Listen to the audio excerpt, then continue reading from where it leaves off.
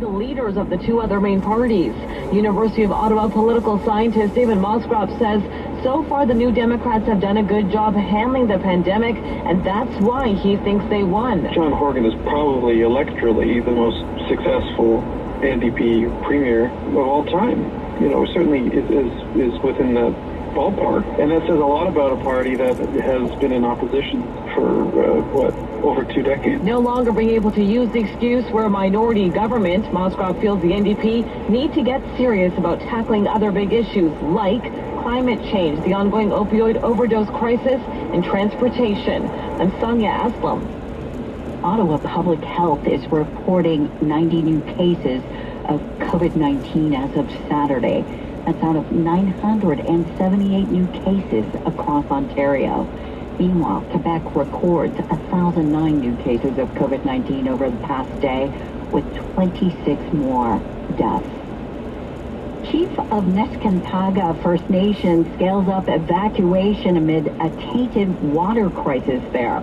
The chief is sounding the alarm for a full evacuation after test results showed high levels of hydrocarbons in the water supply.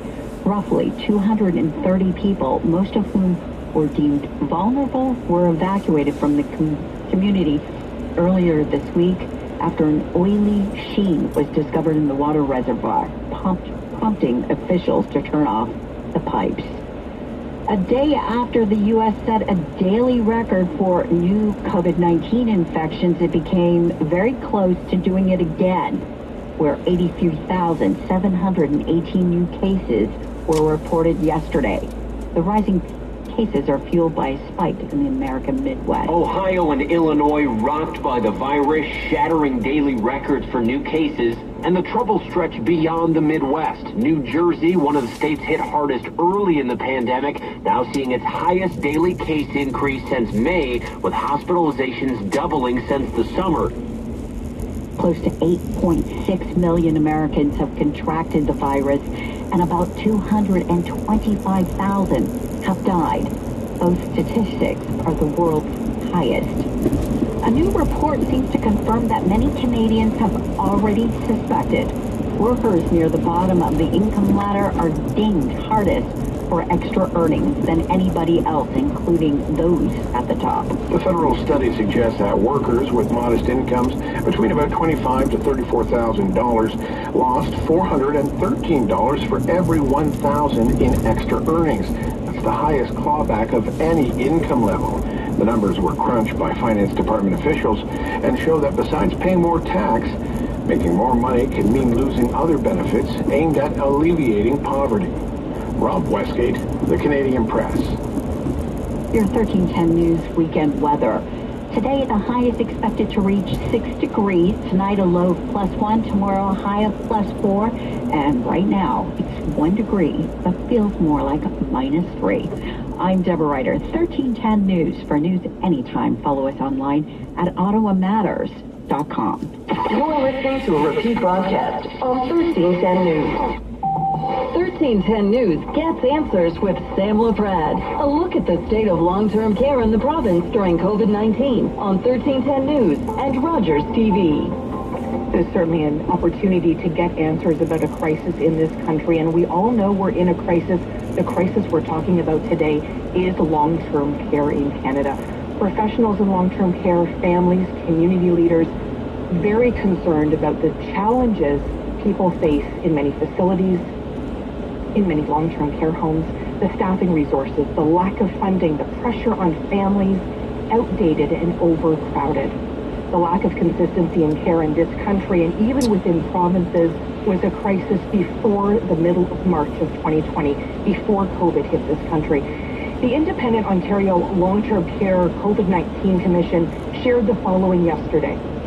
They sent a letter to Ontario Minister Long-Term Care Mary-Lee Fullerton.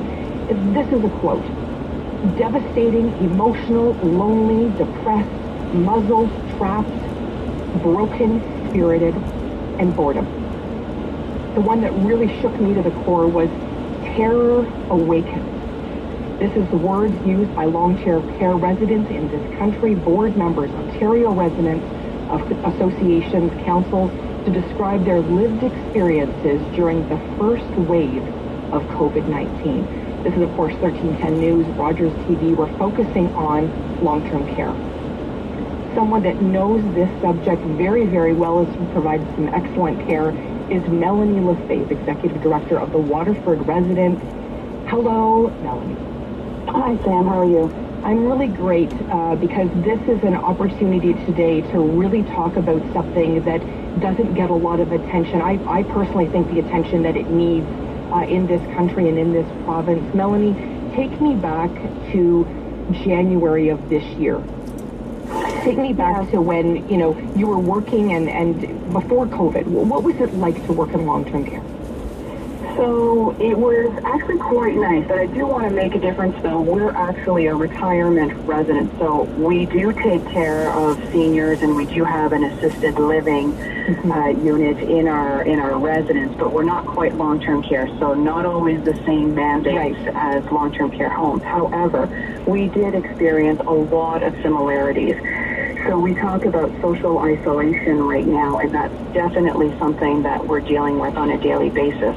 So back in January, we had, doors wide open. Families were able to come in and visit their loved ones, and we really saw our population thrive under these circumstances.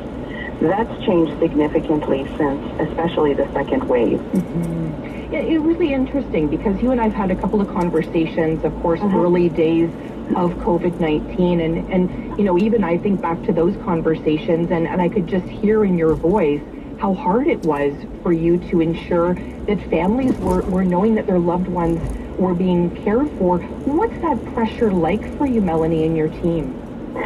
Oh, there's definitely a lot of pressure because it's very difficult to keep everyone aware. It's something when you're able to come in and visit your mom or dad in the residence and see for yourself how things are going, or even provide them with support.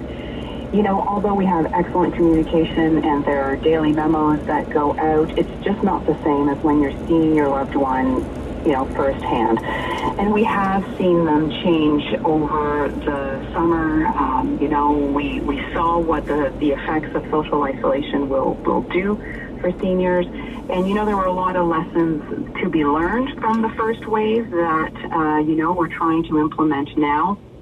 But, yeah, definitely we're just trying to keep everyone abreast of what's going on. So it's very difficult. There's a lot of pressure right now to make sure that we keep the numbers low in the city of Ottawa, that we reduce the rate of transmission, and that needs everybody's support.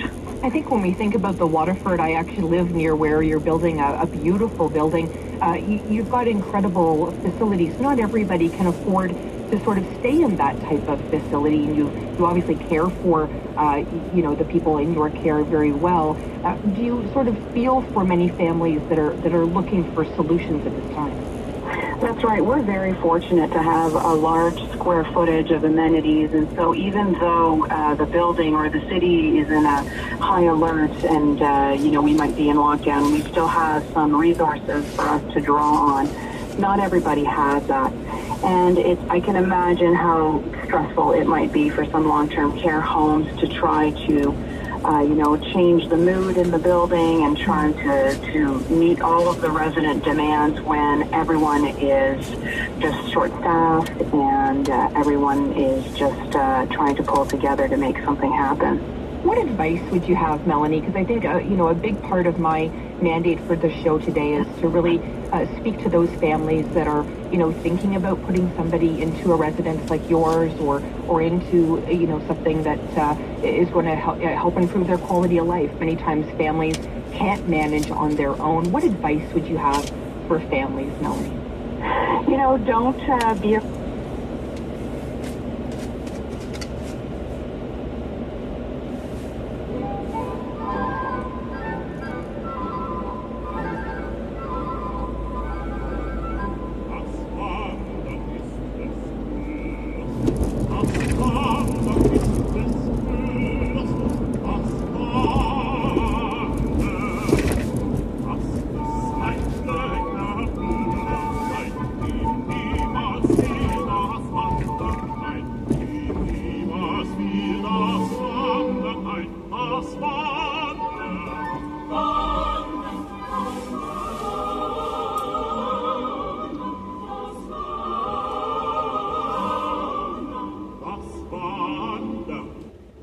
biggest challenge.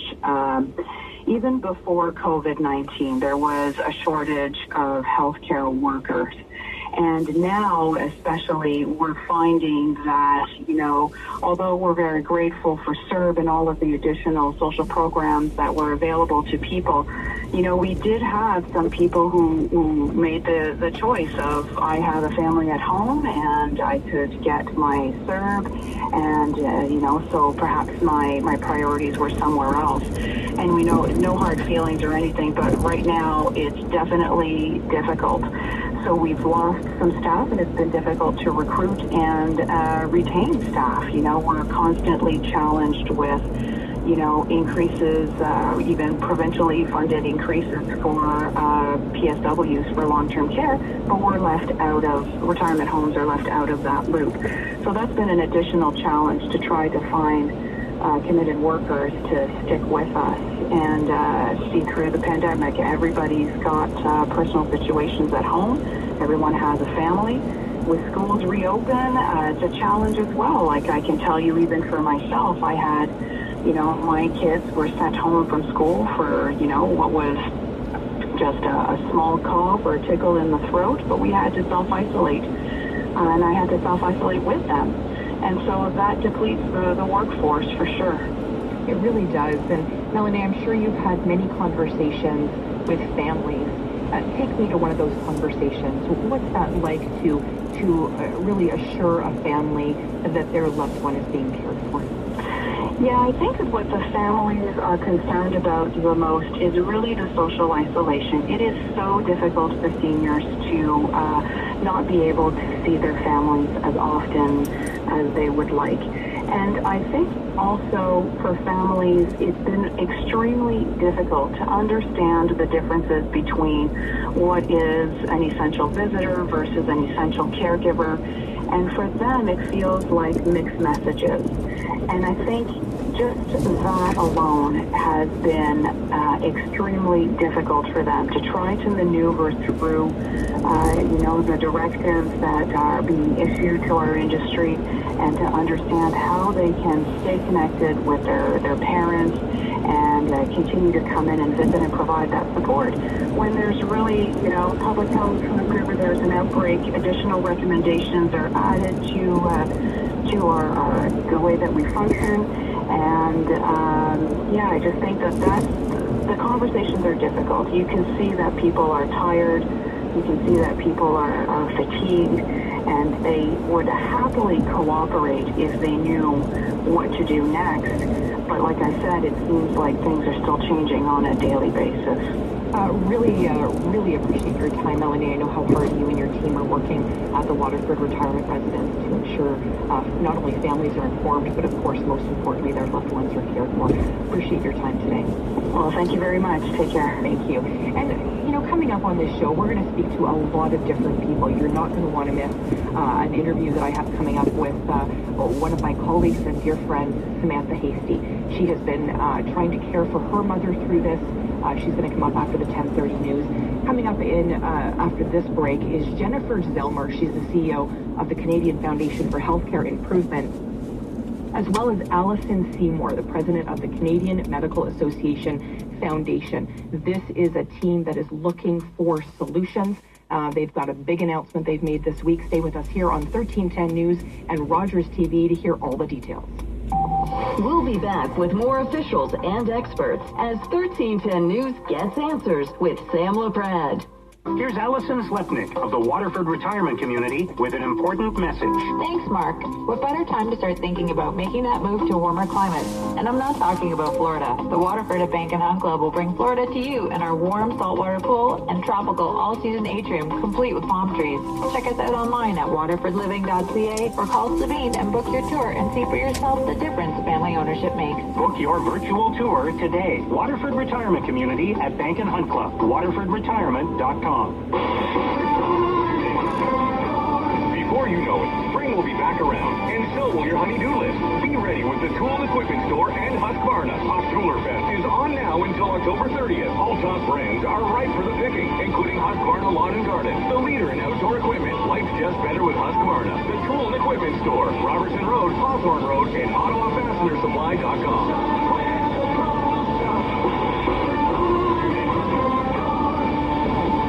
This is a call-out, a shout-out, a chance to reach out to small businesses owned by equity-seeking groups. BIPOC, LGBTQIA2S+. Women, persons with disabilities. Together with Rogers Sports and Media, let's promote progress by promoting your brand on City TV, Sports Night, City Line, and more. Inclusion and diversity. We're all here.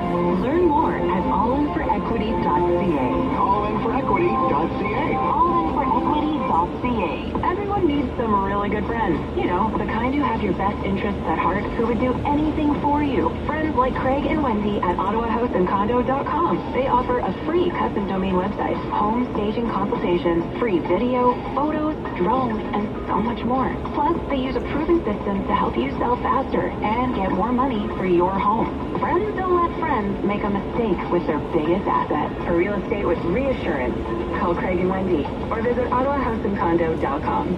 You're listening to a repeat broadcast on 1310 News.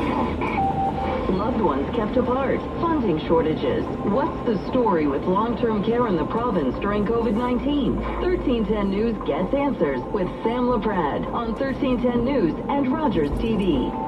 Thank you so much for joining us for this very important show here today on 1310 News, really focused on long-term care. We wanted to speak with Allison Seymour, president of the Canadian Medical Association Foundation. Hi, Allison. Good morning.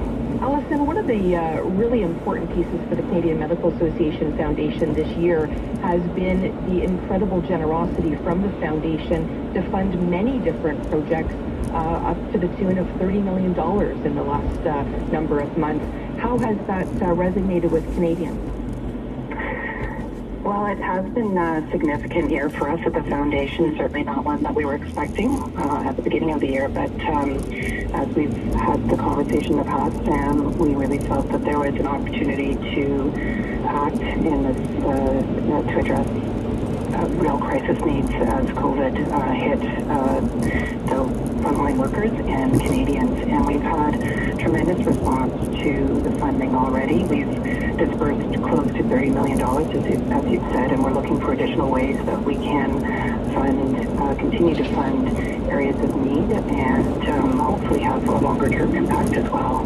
I think maybe the average Canadian or Ontarian, would not have maybe known about the Canadian Medical Association Foundation prior to COVID. COVID-19, but you've really made a very, very big impact. And as you know, I was over the moon to see a gift that you've given in the last number of weeks, and that was $2 million. And when I reached out to you for this time today, I was really very, very impressed that you were focused on long-term care because it is such a big piece of the puzzle. Can you talk to me a little bit about where those funds will go? Yes, well, we announced last week a commitment of $2 million to a partner, the Canadian Foundation for Healthcare Improvement, and to work with them in terms of a program that they've launched called LTC Plus, Acting on Pandemic Learning Together. And this was a really important part of our opportunity at the Foundation. Seniors care has been a long time concern of the Canadian Medical Association. Lots of advocacy work has been done around this issue because, as you said earlier in your comments, it's been an issue for years, well before the pandemic. The pandemic has just spotlighted the fissures in the system, and so we felt it was really important to direct some of our funds to lift not only on the crisis needs, but also, as I said, to build back better and help individuals in these homes and the leaders in these homes across Canada find solutions that will, help in the long term. And one of the big, sort of, I guess for me, is thinking about, our own loved ones, and I think no matter what position you hold in terms of long-term care in this country, you think about your own family, right? I think you think about, is that my mom, is that my dad, is that my grandma? And how has that sort of lens impacted the giving from the foundation when you think about it from a personal perspective? Oh, absolutely. I think all of us have probably a story to tell, or know of a story to tell. I'm fortunate. My parents live at home, and so we haven't had to address this particular decision, but it has to be a really, really hard one. I do have my godfather is in a home here locally in Ottawa, and I haven't been able to visit him since before the pandemic. And there are really, really tragic stories, and it's just we must do better. So this is a step for us. The $2 million is it amplifies. It doubles what's available right now, and we're hoping it'll be a catalyst fund and encourage others to fund this initiative because it's an important one. It's time to think about solving for these problems differently, and this is a really interesting program because it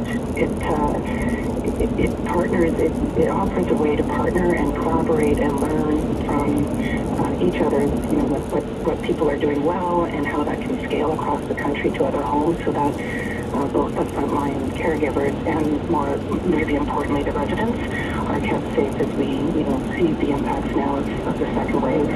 It's so heartbreaking, of course, to see the loss of life in this country, and we've seen a number of professionals, I believe it's 8 professionals lose their lives as well during this pandemic. What's the message that you would want to send to potential partners that can maybe also assist with funding, knowing that it's the residents, the professionals, and we're really obviously concerned about the second wave we're in now, but as we move into 2021 as well? On your earlier question about the funding that we've done and the $30 million, it's a big number, and so translating that to what's happening actually locally, and the stories that we're hearing in terms of the funds that are reaching communities and different organizations, frontline hospitals. We see it every day, the stories coming in about how these funds are making a difference. And this program, I think, has the potential to really scale and